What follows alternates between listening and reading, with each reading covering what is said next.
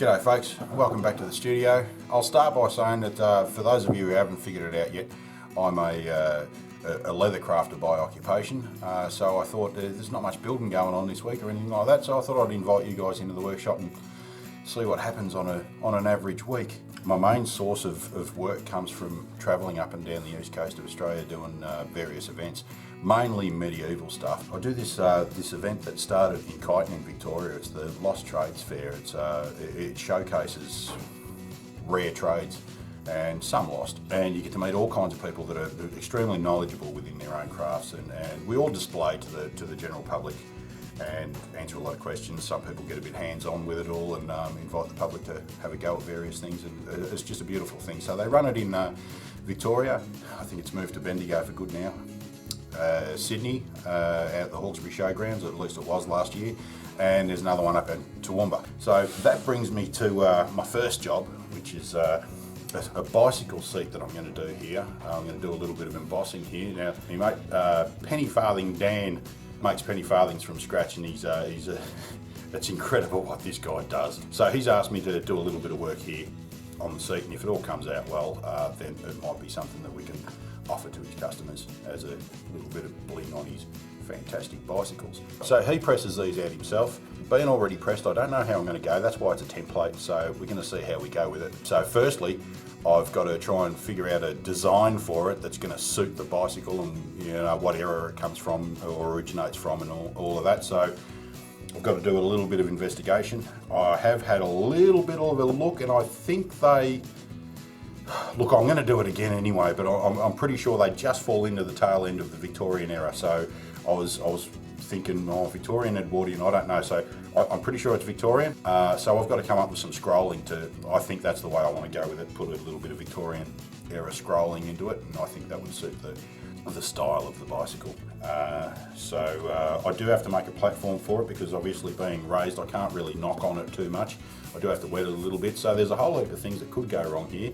It's a maiden voyage for me doing something that's already pre-moulded, but we'll give it a try. We've got a couple other things. I think I've got a bandolier to make this week for a friend, and something else, maybe a guitar strap, I think. So anyway, we'll get into it and see how the bicycle seat comes out first. Welcome to the studio.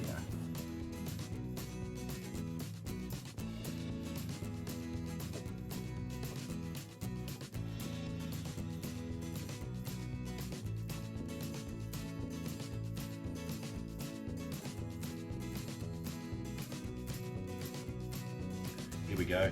The first recorded print reference is from 1891, Bicycle News. In the late 1890s, the name Ordinary began to be used to distinguish them from the emerging safety bicycles. Safety bicycles being the current bicycle that we know today. This term and high wheel are preferred by many modern enthusiasts. High wheel, okay, I'm making a seat for a high wheel. We want to know where it ran from and where it stopped. Designed during the 1880s. Was produced a classic high bicycle designed during the 1880s. Okay, so we know that. Origins. End of era. Tricycle. So we're talking 1870s. By 1893, high wheelers were no longer being produced. So I'm quite happy with, I think 1870 to 1880, I think is my little window of opportunity. I don't think I read last time that they didn't really survive well, they hung around for a while, but they weren't manufactured as such for all that long. Any bicycles are dangerous because of the risk of headers taking a fall over the handlebars head first. I could see how that would be a dangerous thing. Makers developed moustache handlebars, allowing the rider's knees to clear them. Watton handlebars that wrapped around behind the legs. And ultimately, though too late after development of the safety bicycle, the American Eagle and Stone bicycle. Oh, I hate Google and things. Victoria's reign from the 20th of June 1837 until her death on the 22nd of January 1901. Okay, so 1880 gets us into the Victorian era. Absolutely, positively. Okay, now I'm not copying anything directly off the internet, I'm just drawing inspiration here. Seeing what's available to us. Obviously not everything translates to leatherwork all that well. Just have to be fairly careful with what I choose. I can see the French curves coming out here. So it's fairly sort of heavy work. We're going to try and simplify it a little bit. You don't want too much, you don't want the whole seat covered in things. It draws away from Dan's beautiful work on the moulding of the seat.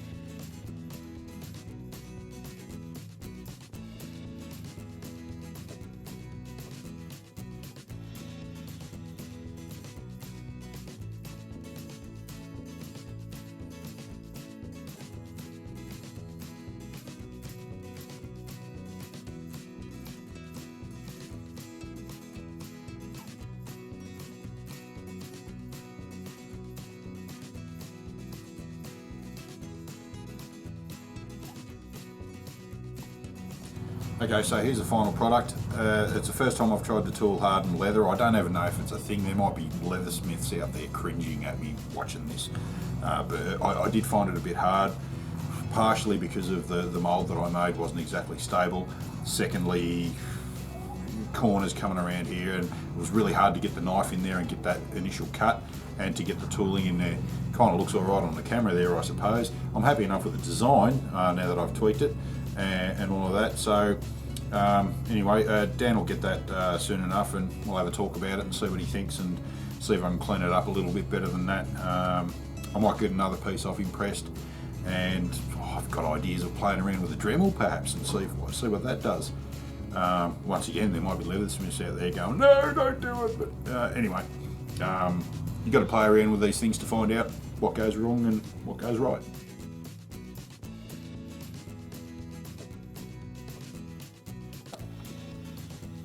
That's a go? Yeah. Okay, we're going. Yeah. Right, we're on. No, wait. Yeah. Okay, so I'm driving along in the middle of the night, taking someone back home, and a kangaroo decides it's going to jump out and have a taste of me headlight. So I tried evasive manoeuvres. Don't go planting a foot or anything like that to swerving off. So I just tried to kind of edge off the side of the road. It was a country road, there was no problems with hitting anyone else. And it followed me and it managed to bite my headlight and spewed up its lunch all over the side of my van and stuff. And so now I've had to replace a headlight. So that's just showing you guys that it's not just leather work all week long. There's other things to be done. So this took up a little bit of time in between doing all the jobs that I had on, and we've just chucked it in as a little bit of side entertainment. So anyway, I managed to get the parts and trying to figure out how it goes on, as you can see, and I won in the end. But it was a fair old trial to try and get it on. Somehow you have to put the two components on and then try and get a screw on the inside of it. Needless to say, that screw didn't go on the inside of it, and, but it's hanging on there. And yeah, there we have it. Roo encounter. Laszlo won. Oh, the roo was okay, by the way. It jumped up and probably had a couple of teeth missing, but otherwise it was fine. I did go back and have a look.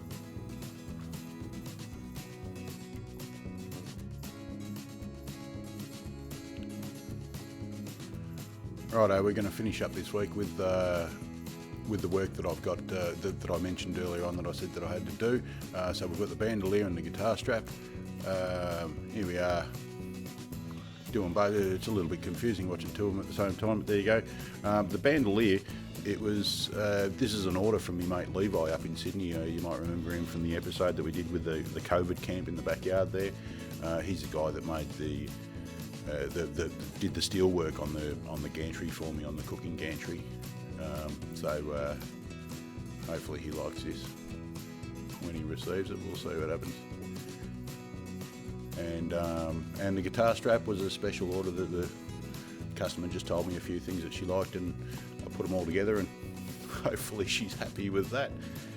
Anyway, that's about all we've got for this week. Still a bit more to go on this. Hope you enjoyed it, and we'll see you for the next one.